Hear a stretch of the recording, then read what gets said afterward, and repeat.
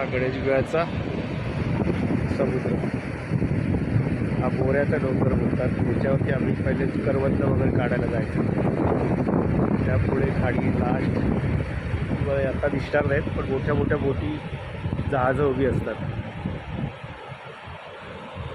तसं पायाजवळ ते पाणी आता थोडेसे आपण पायाचा पाण्याचा स्पर्श करून काय आता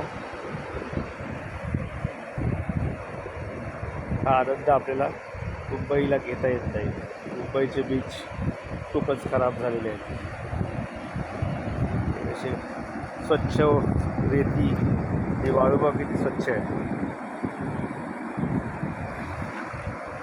अशा लाटांवर लाटा येत आहेत.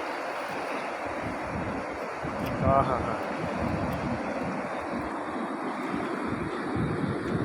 माझे पाय स्पर्श करत आहे.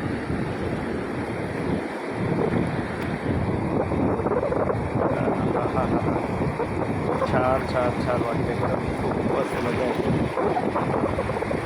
वर्षाची तार म्हणजे वर्षभर आल्याची तार भागल्याचा आनंद होतो.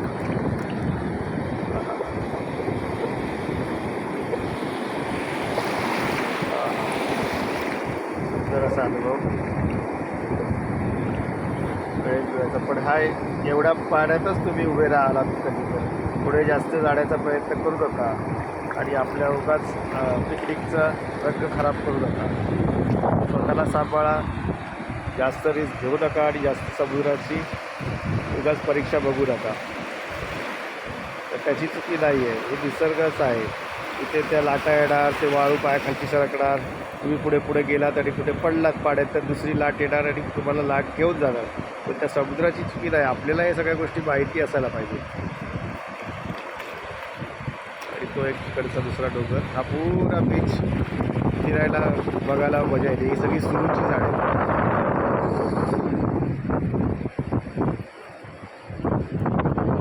अथर्व पण त्याची मोबाईलमधून छोटे छोटे काही क्षण आहे.